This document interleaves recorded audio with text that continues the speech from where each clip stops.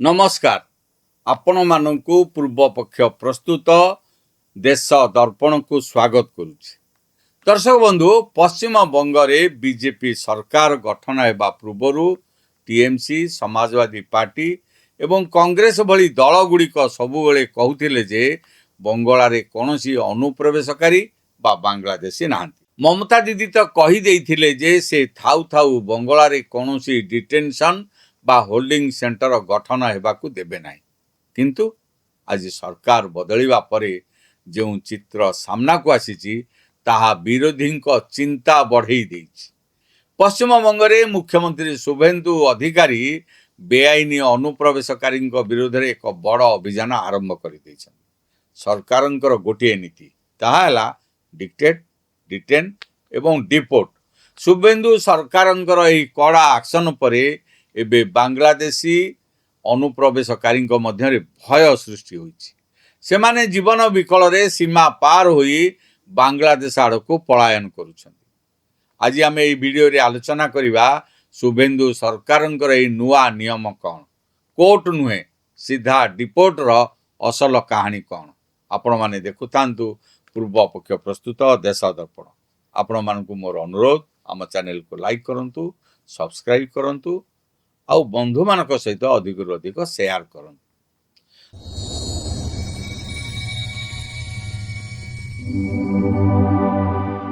दर्शक बंधु, सबुठारु बड़ खबर हेउची पश्चिम बंगर मालदा ठारे शुभेन्दु सरकार प्रथम होल्डिंग सेंटर निर्माण कर सारिछन्ति।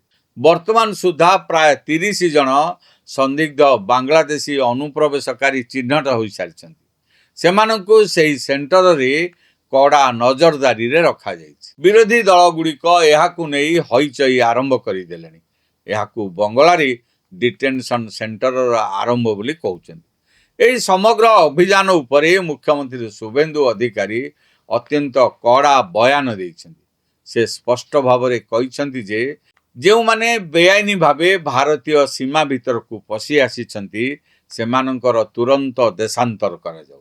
सेमानंकु भारतीय टैक्स पेयर पैसा रे खाइबा पीबा किंबा मेडिसिन देई ज्वाइन पुओ करी रखिबार कौनसी आवश्यकता नहीं।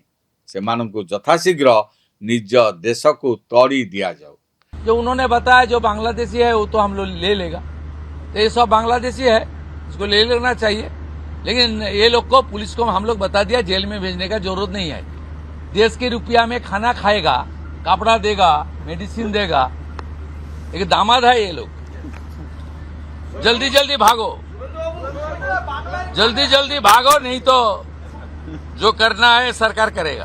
तेबे यह समग्र चर्चार सबुठारु बड़ कारण हेउची अनुप्रवेशकारी को धरिबा परे कोर्ट को पठाइबा परिवर्ते सीधा सड़क बीएसएफ को हस्तांतर करी डिपोर्ट करिबा पई योजना करा जायछि। पूर्वर जदि कोनोसी बेआईनी विदेशी नागरिक मिलुथिले तेबे सेमानंकु पुराना फॉरेनर्स एक्ट 1946 अनुसार गिरफ करी कोर्ट रे हाजर करा जाउथला। कोर्ट रे वर्ष वर्ष धरी मामला चालुथला। सेही समय मध्य रे अनुप्रवेशकारी माने भारत रे रही सरकारी खर्च रे खाउथिले। किंतु एबे शुभेन्दु सरकार केंद्र सरकार द्वारा पास होइतवा नुआ इमिग्रेशन एंड फॉरेनर्स एक्ट 2025 आधार रे कार्यानुष्ठान ग्रहण करुछन्ति। एही नुआ आईन अनुसार पुलिस को बिना वारंट रे संदिग्ध अनुप्रवेशकारी को गिरफ करिवार अधिकार दिया जायछि। सेमानंकु चिन्हट करी सीधा सड़क सीमारू बाहर करिबा पई नुआ व्यवस्था करा जायछि, जहा पुराना लंबा आईनगत प्रक्रिया को संपूर्ण समाप्त करि दैछि। एही समग्र प्रक्रिया रे आउ एक बड़ पेंच हेउछि सीएए।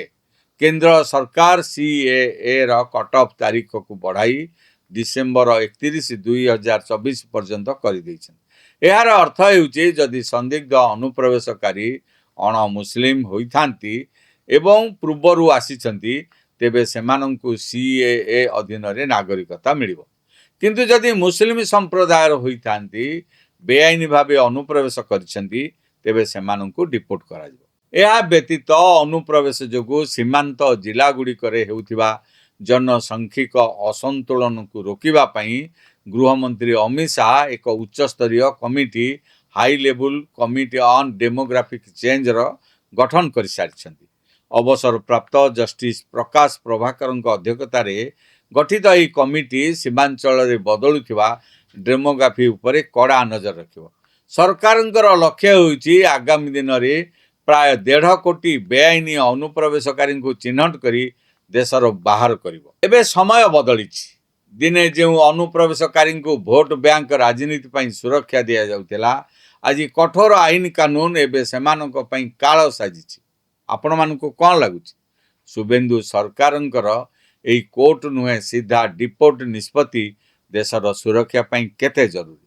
आपणकर मूल्यवान मतामत आमको कमेंट बॉक्स रे निश्चय जणातु। वीडियोटी भल लगे लाइक शेयर एवं आम चैनल को सब्सक्राइब करने को आदौ भूलंतु नहीं। रहुची नमस्कार।